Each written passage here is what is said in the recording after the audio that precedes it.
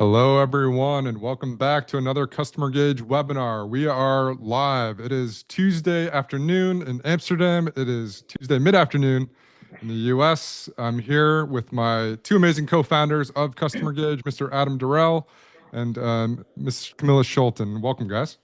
Thank you so much, Ian. Good to see you, Ian. Good to see you. Wish you were here. And shall we kick this off? Yeah, just Ian, any ground rules that we should be obeying during this? Of course, yeah. So if you guys have any questions, kick them into the chat. I'll be manning the chat, so I will make sure they get to Adam and Camilla in a timely fashion, and enjoy the show.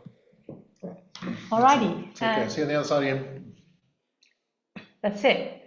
And that's us. That's us. So we decide to do this every time because we know that there are a few usual fans out there watching us. Sorry to bore you with this, but for everybody new joining, I am here, Camilla Scholten, one of the co-founders of CustomerGauge, and I'm joined by my co-founder, Adam Dorrell, our visionary CEO of CustomerGauge. Well, I'm really glad to be here because you're the one that makes all this happen. So from my vision to your execution. Thank you. You're too kind. And actually today we have quite an interesting session. What we feel at the moment is also very current. It's all about where does the human element play in the AI world that we're seeing slowly taking over every aspect of business life. While you cough, which is great about being live, the agenda is going to sort of like, of course, set a little bit of the scene. We're going to give some context to what we're talking about.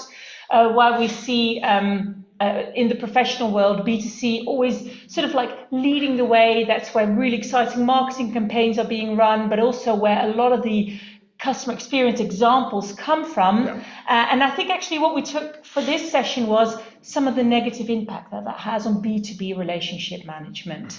And I think what the most important part of this session today will be, which we're going to try and get through in 30 minutes because we know webinars can be slightly dull beyond that time zone, is that 7 human first plays, or it's inspired by the 7 habits for highly successful people. So we're really going to try and give you almost like a playbook, and we're going to give you some opportunity for questions at the end. Let's get into it. Right? This was a lovely quote by you. Yeah, because I think out there, because with AI, it's not your competitor you should be worried about.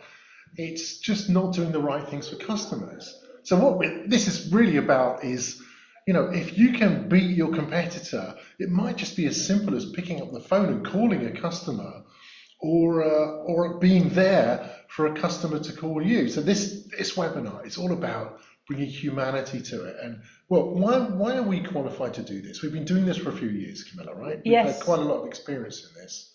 True, very true. Why are we qualified? Well, maybe we're not, but at least we have a very strong point of view on this. And we sit on 20 years of data. We've been doing it for a long time. So I think apart from our own personal opinions, which sometimes can be quite strong, which come from also frustration and bad experiences ourselves as consumers or as business customers. I bring 150 million data points. So. You do. So I think that's it. And I guess where we came from to really set the scene for today is we're kind of like really flooded at the moment with non-human interactions into business relationships, right? Yeah. So we have this, is it 40 minutes in a phone tree? Something like that, yeah. It just feels like if you need to get a problem solved, like when I was on the phone with American Express the other day, for example, that sort of thing. You need to get hold of a human, you know. Yeah. And then there are, of course, you can leave, if you're getting tired of that phone tree, you get into the whole leave your number or leave a phone message, or you can click the star on your pad and then they'll get back to you. And a lot of the times these phone calls never happen. And there's also a lot of like non-human interaction on the telephone line. I'm waiting for you to jump in here at any time. No, I think you're doing great. I mean, but this is, so it's not bad. I mean, AI is pretty amazing. It really helps us with things, but sometimes it can be really hard to feel that you're in control. The opposite is true, isn't it? It's like you're being controlled by AI. I totally get it. You know, people need to cut costs in in the things. And you don't always want to speak to a human, but well, we'll get into this. And I think this is still very much also the consumer landscape, right? Yeah. So what we're saying basically is these B2C habits are kind of like ruining it for B2B sales, because that is where we do look.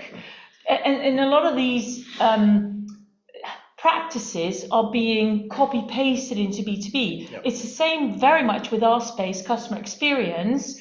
Lengthy surveys that we'll never close the loop on, yes, right. is something that came out of the B2C space. Yep. And it's kind of like was the opportunity for us to really jump into that need to make sure that we have a slightly different lens, because we actually operate in a slightly different space. Yeah, that's right. This is basically the stats behind the slide that we saw. And, we know this from companies out there who are researching this, that 2/3 of customers hate IVR systems. Yeah. And, another 2/3 of customers don't want AI handling their service. We should qualify this by saying in a high touch relationship, in a B2B relationship, customers don't want to be handed off to AI. They want a person there. Yeah. And that's borne out by the stat on the right. It was on the UK recently. If you're in B2B, which is a complex relationship, multiple contacts, different things with opinions and a high price tag, you want to have a dedicated human at the end of it. So these are the stats. I think that's really, really true. So you can see from consumers to sort of like customers, which already has slightly more high value connotation, and then to B2B, I think across the board, it's not really great if you have an issue that you're not dealing with a human.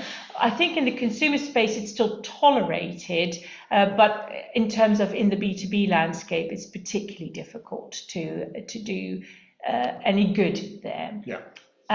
So what we've done is we've kind of like trying to marry in B2C what happens, how that then gets amplified in B2B. And I think I don't know why we made this a clickable slide, because I think in a gist, Adam. Well, hold on, let me just pull a few things out. Yes. So, this is the phone tree things. This is the I don't understand in a chatbot that you have to do with it. It has the wrong, hilarious meaning on this one. Or one of the particular things I really feel strongly about is a survey with no follow-up. So I'm going to double click on that one if that's okay. Yes. How often do we know this? As consumers, we fill in a survey, which feels maybe increasingly unnecessary these days. On a recent trip, I think I counted 20 different surveys I had from hotels and car hire and that sort of stuff. Why give feedback? Because, you're never going to hear back from the company. It feels like you're giving it into a black hole. So that's a particular bugbear that we have. Yeah, I think that's a really, really good one. We even at some stage came up with it ourselves, that we said we should not engage with any companies out there that do not commit to following up on at least really bad experiences. I agree. So that survey with no follow-up in B2C, it kind of like in B2B really becomes like why should we bother to give you the feedback? Because it doesn't, you're lucky if people read it, but what happens with it is an enigma. And I think that's really the point, is that you go through this, and if you are a business-to-business customer, I don't know, with $100,000 or $1 million, multi-million dollars at stake, if you're going through that kind of disorganized chaos of AI, but you just don't care. No. You're not the priority. No, there are many of these examples where it's kind of like in B2C already not great, in B2B it's actually dangerous, and it leads to a customer perception that they're not really valued. Yeah, and I don't want you to give the impression that we're anti-AI. We are not. In fact, we're huge fans. But it's just about using it in the appropriate area for the customer relationship. That would have been a good title for this slide, actually. It's like AI is great for automating away all the sort of like more menial, repetitive tasks. Right. But when it comes to dealing with customers when they are having an issue, that's, I think, the time to step in. So this is what you're saying. I should have done a better title for that slide. Well, but I like this. So in a way, it builds it, right? It's like all these sort of like negative experiences tend to take away that understanding that there really is a need for that human touch. And actually, you came up with that human premium. Yeah, this is the point. This is about the how the human premium is basically how much you're prepared to invest to lift that relationship off a kind of a bare bones AI or self-service relationship. And I think this is going to be the biggest challenge for companies over the next few years, because the temptation is going to be to reduce the human cost to a very low amount, because the feeling is that AI can do everything. Why have it? Why have a human in there? But actually, having a human in the loop will be one of those things that will be the new customer experience frontier. Yeah. So that's why it's so important here to actually talk about this. Investing that human part in it will have to come with an ROI, and that will be really worth doing if you're seeing more business from it. Yeah, I think this is really where we are also playing. It's that it's what's called a core capability. So that human premium is about building out these very, very capable human agents or sales executives that can deal with customers in a worthwhile way. And I like what's said on the quote here: what is a human moment worth to your business? And I'm sure we actually over time will be able to stick some ROI numbers on that as well. We have a lot of data points here, and you can see a couple that we're flagging to sort of really bring that point of a human moment. And why that is so important. So, for example, Adam, we know that if you close the loop on your customers, it has a tremendous positive effect on your response rate with your customers, right? That's right. Can I dive in? Because as the data guy on this, I love this. I mean, this is based on so much empirical knowledge that we have in CustomerGauge. As I said, we sit on 150 million data points from our 18 years in business.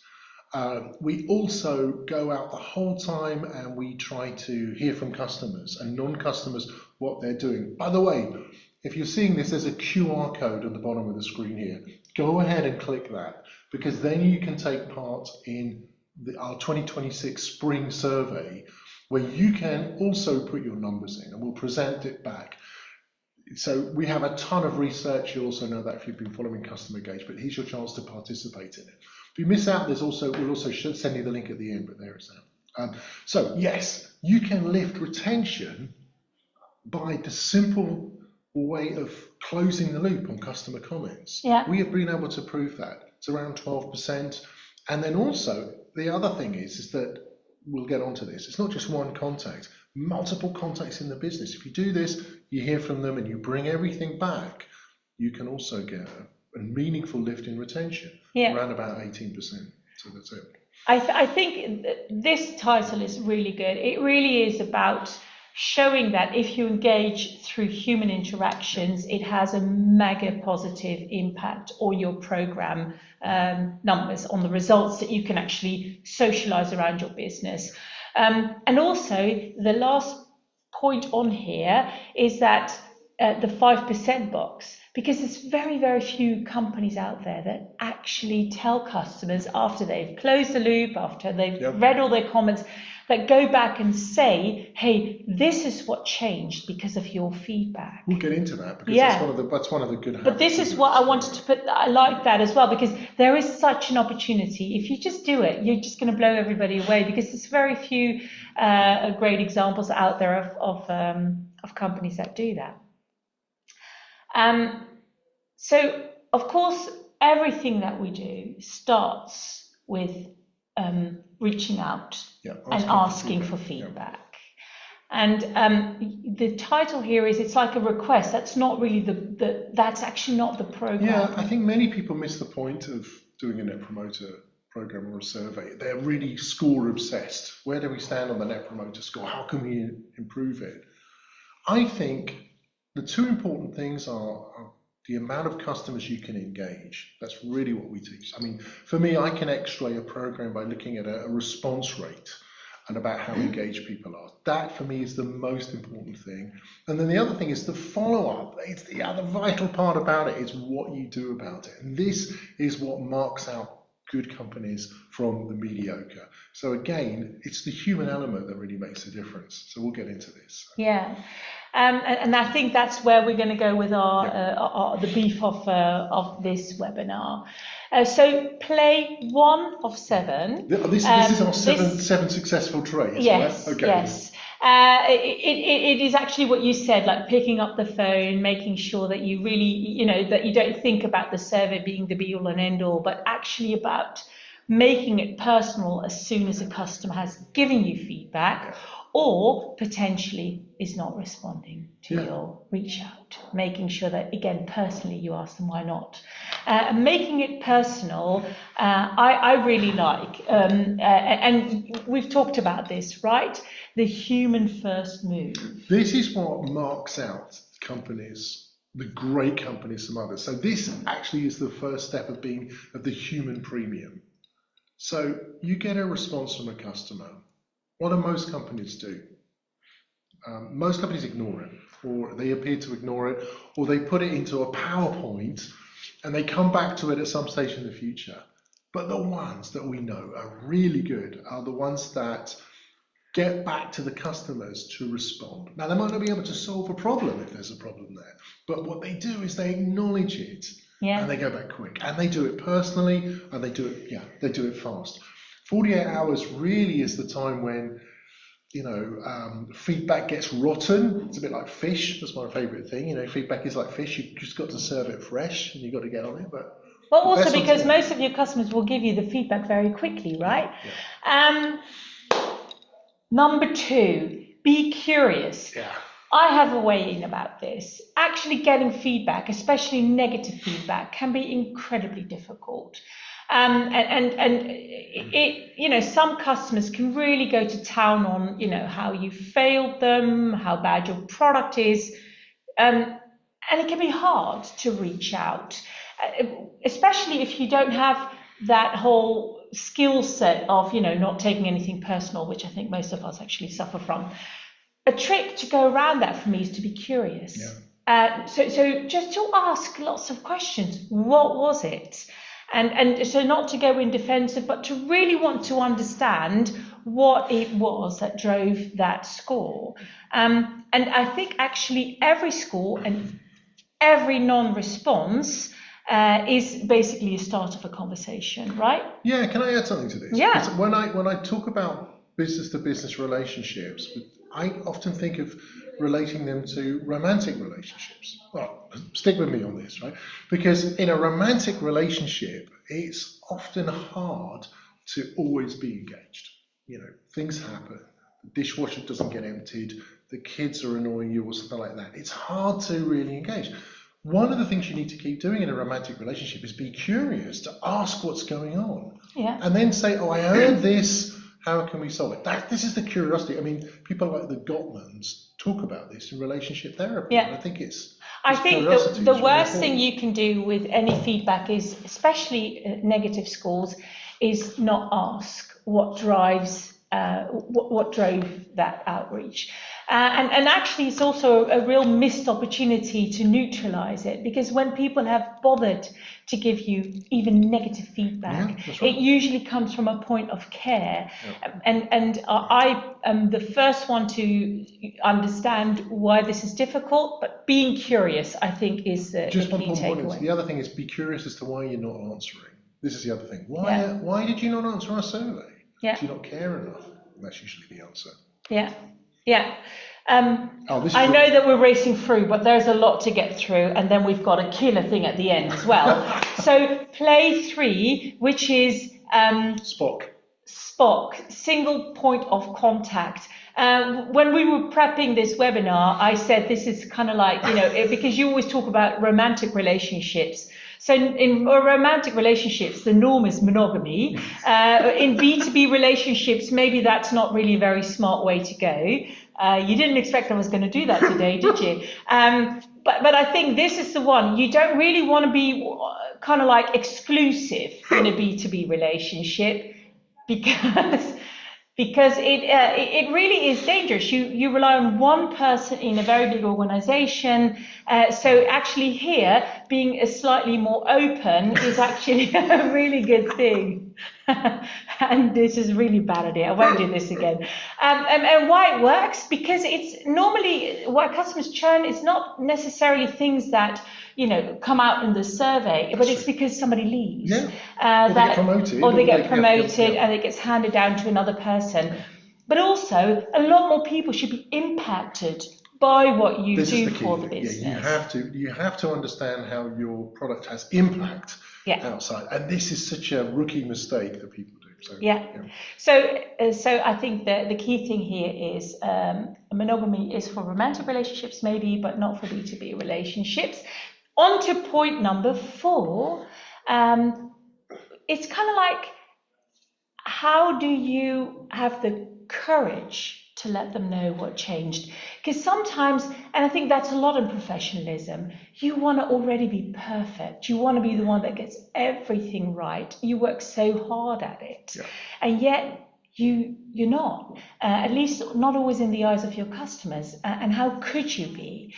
So I think the key thing that we see would be a really great tip for everybody out there is tell them what you changed, even if it's one thing. Isn't it a wonderful thing to hear how they have impacted you and how potentially that benefits more than just your relationship with them? I agree. For me, this is the, we often talk about the fear of feedback, but there's also the fear of telling your customers what you've learned from the feedback. And this actually requires something that's quite difficult for most modern companies to do, which is to be vulnerable and transparent. Yeah.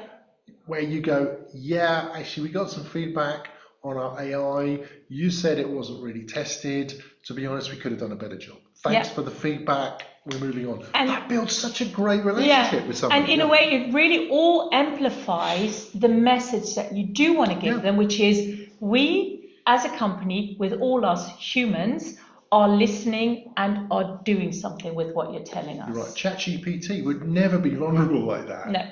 Only humans can be vulnerable, and it's hard.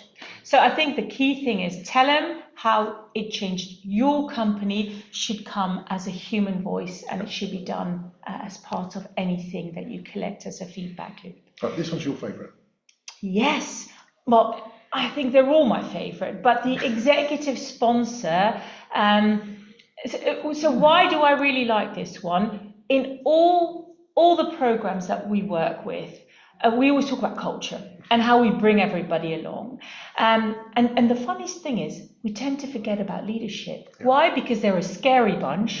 But also we don't want them to feel bad, look bad. And so we are at the risk of forgetting to involve them in the program of how you bring them into the program, how they can respond to customers. I always have a very funny, I have a slightly wicked sense of humor, so I can sometimes say, why don't we give all the detractors to one of your leaders? But the key thing is, I think actually a lot of leadership would like to be involved, want to know what's going on with the top customers.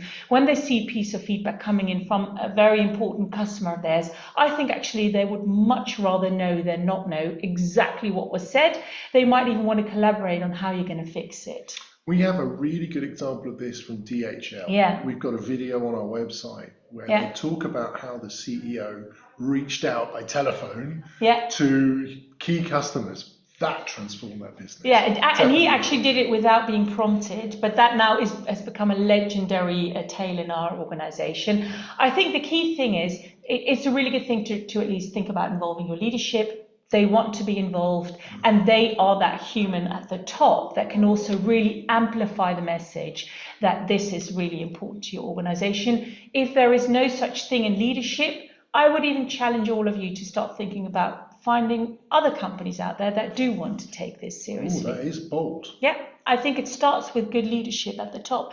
The best programs have really got senior executive buy-in, and they actually work harder than anybody. Reading all the comments, we've got so many great leaders out there that do that. This one, I think you even... I put it on the prop. Yeah, this is about saying thank you by hand. Again, it's a sort of like it's an anti-AI play here. But this is not thank you to customers per se, right? Well, this might be an individual customer thing, especially with a promoter. Somebody is a promoter, or who really gives you good feedback that you act on. I've got an example here of a card. Maybe you can see this. It's a thank you card. It's handwritten to say thank you for something that I did, and it's so nice to see that somebody took the time to get a fountain pen out and write that stuff, put it in the post and send it to me. What letter type? It's handwritten, right? So I think this is really good. There are other ways of doing this, by the way. You can say thank you by giving a charity donation, as one of our great customers, Briggs, does. Yeah. It just, you know. It really makes that personal touch. And I think Briggs also does this beautifully with the internal handwritten notes to people in their organization that have done a great thing. So handwritten notes, I think if you have a strong local presence and you've got a team that's physically around you, it's such a wonderful thing to keep thinking of. I actually think it's super classy. I think you are classy. You're full of good ideas like this. This is something that you also bring to Well, I borrow this one from our great customer base. The last one. Oh, this is really my favourite. But can I tell a small story about this? Yes. I recently went on a field trip to see a bunch of customers in the US, actually, and really good meetings. They've got very engaged customers who've all got very good programs, but they tend to focus exclusively on detractors, on fixing detractor topics. Yeah. And, you know, doing this. To be honest, I just think it gets quite depressing after a while if you're just always talking about putting out fires and doing that sort of stuff. If you've got a positive net promoter score, especially if it's in the 40s or 50s and beyond, you've got a ton of promoters, and it's the easiest thing to reach out to them and activate them. Again, this is the human move on this. Yeah. First of all, say thank you, but to say what is it that makes us a promoter, and also can we help you spread the word? You would be amazed about what this does. Yeah. This is the single biggest thing that can drive your ROI, I think. Yeah. I'm really strong believer in this. These are customers that will put their name down next to your brand to recommend or refer you. Sure. So this is actually really an underserved part, I think, of many, many programs. So don't forget your promoters, and definitely don't do that with any AI at the moment. Yes, that's right. Okay. In summary, you got this thing for Vivian Mead, didn't you? Yes. It's one of the people you love. It's about. Well, she talks about the human, the augmented human, or the augmented professional, and I think that is really true. So how do we actually elevate all these human or people that speak with customers, deal with customers, have to fix customer issues? And yeah, I've put the ideas on the right hand side if it works for you. So the idea is that we use AI to allow us to become superhumans. Yeah. So the first one is that AI is really good at is helping you draft a response. Yeah. This is what we do in CustomerGauge. Fast, yeah. And it gives us hey, dear customer, you should do this, but really you need to use that as a springboard to have that human conversation. Yeah. And then it should help you line up the targets so that you can be most effective. You should do this because these accounts are at risk.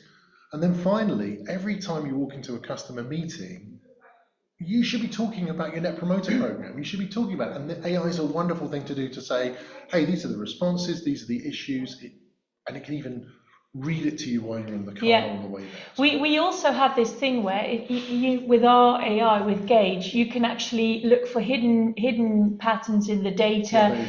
You've got so many things that are so beneficial to being more equipped when you go into any business relationship. That's, I think, where it plays a part. I think that's been the biggest impact in my role in the last few months, is helping to find patterns in the data that I've then been able to go back to customers and say, hey, we found this. Yeah. So, but the key is finding it with AI and then being the human on top to say, this is how I think you should do it. Yeah, and also looking at things like have issues gone away, right? So in summary, what we would like to leave you with, and by the way, if you're joining us here, this is a playbook that we're sharing with you after this webinar. It's kind of like a 4-week playbook to help get you going, and no excuses.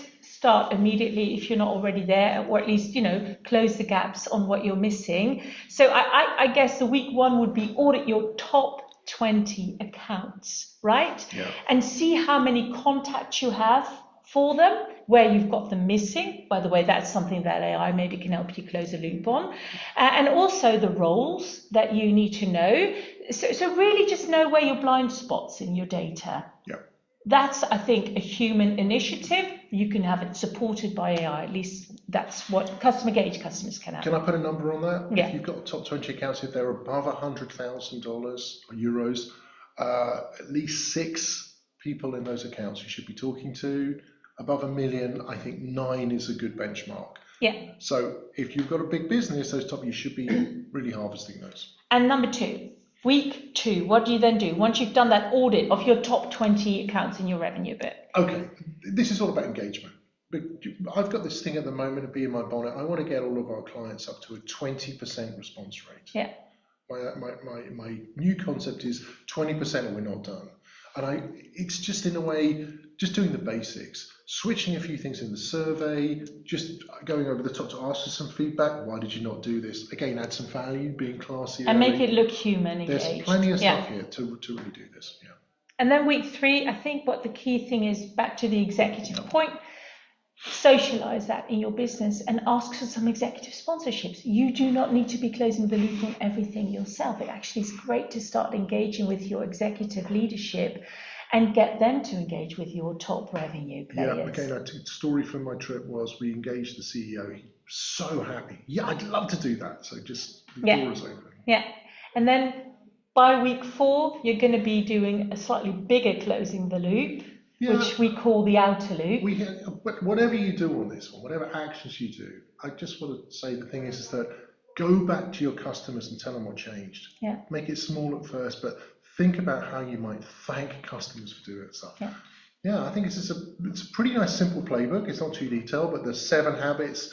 I think it's a reasonably good takeaway. And this is, I think, a very human playbook. You can have AI supporting it. Yeah. And back to that slide where only 5% of customers, of companies out there do it. So you would be in the 95%. So you're going to be adding to that percentage. You're in the top 5 percentile if you do this stuff. Yeah. Nice. So, Adam, we're a little bit over. Yeah, but this is just one more thing. Because if we just go back to this thing here, which is about to say thank you and mean it, this is something that I've been developing over the last few weeks. What I've done is I've gone out and I've done 3,000 company assessments by looking at every one of their websites and how they present. And this is data that you've aggregated over years and years and years. Yeah, it really is. And we've got a lot of customer intelligence about this. But this particular thing here, what we call the customertest.com, which is in beta, so it's not finally finished, but happy for you to have a look at it now. This is designed to help you improve your customer centricity, because on this website is a bunch of tools to help see what other people are saying, maybe your competitors, and what people in your sector are doing. But there's some really good examples of what leaders are doing to put on their website how they run their customer centricity program. Yeah. And you'd be amazed. Only a handful of companies are really good at it. I think this is such a low-hanging fruit for you to put on your website. But we're not going to give away the whole story today. We're going to do this in a future webinar. Yes, that's our next webinar, which is all about how do you communicate or create a great communication plan around all these activities. And of course, we can help you identify parts of your communication plan that you weren't aware of, because there's probably a lot more going on that you sometimes have visibility of, but also to identify what's a really great way to move forward. So that's what's next. And I think with that, we have come at the top of our webinar. Yeah, we have. Do we have any time left for questions? I don't know if we've got, Ian, if you're on, have you got any questions that we can answer? We did have a question come in about how people are actually implementing AI and that human balance in an account that you guys are currently working with. Sorry, Ian, can you repeat the question again? Yeah, sure. So it came in through the question module, but it's essentially how are clients that you're working with balancing this? I know you guys gave, it sounds like really good pointers, but do you have a specific example of a client that's doing this well? Yes, that's to be fair, that's actually where most of our ideas come from. And in a way, what we try to then do is distill with all the data points, but also these examples, we distill what we call this sort of like playbook. We do, we have some fantastic customers. I wouldn't necessarily feel comfortable naming them, Ian. I'm not sure if I'm allowed to. Yeah, I wouldn't. Yep. But we do see some of these companies that we're referencing with a very large sales force, a lot of boots on the ground, using technology as well as process to drive this excellence. But it's really treating it as like a core capability. So it's not like in one department sitting exercise. I've got one, Ian. I can add to that I know of. Several accounts I know have been using Gauge AI to do a summary of the program in the last month, and they use that as the start of a thank you note. So they ask the AI to say, what have we done well, what have we done badly, and the AI will actually write them a pretty good thank you note, or this is what we learned, and then that's shipped out to customers, and that's the start of a conversation. Yeah. So things like that. If we don't need to name names, one other thing is we've seen leaders use Gauge to sort of like record a podcast. So you can have the AI write a script for you and to use it to communicate around what was important on the feedback loop. So there is a lot of examples where there's a augmented human strategy. Yeah. Yeah. Yeah. Nice. We got one other one in. So, what are your recommendations about the use of incentives in high average ticket B2B accounts for initial fielding of NPS surveys? And they basically say $25 Amazon card reads cheap, straight to charitable donation. $5 seems low. How about adding a feature for free? Any other ideas on this? This is from Amy Chase. We're fighting who's going to answer that one. So I am actually going to go first. So I think that, and Adam, I think then I'm going to let you close it. Isn't that nice? Then you have the final word. So I think the key thing with charity is where I see it really work is if you've got a very strong local footprint. And the charity is also locally affiliated. I think that's when it really makes an impact, especially in B2B, because it's kind of like it has a real validation point and sincerity to it. And on the Amazon gift cards, I'm going to hand it over to you because, to be honest, I don't believe that it's a really smart thing to do. And I also don't see it being necessary. But on the charity side, I think you need to make it incredibly relevant to your customers so that they actually feel they're contributing to something meaningful. Yeah, I bring some data on this, having experimented with it. Making a charitable donation only provides a small boost, maybe 1% on a 20% response rate, and the companies that we work with that have the highest response rates don't give any incentives. It's not necessary. But what I would do, it's quite a nice thing to do. And the companies where it works, they often have a strong charitable thing that their customers are already talking with. Yeah. So it's a way of breaking down some internal fear in the company. Because in the examples where we've seen it work well, it's not so much the customers that get incented, it's that the people inside the company embrace it. Please answer our survey, it's in a good cause. It's that kind of communication that works. So yeah. I guess the trick is to know your company culture and then be prepared to experiment. Does that make sense, Ian?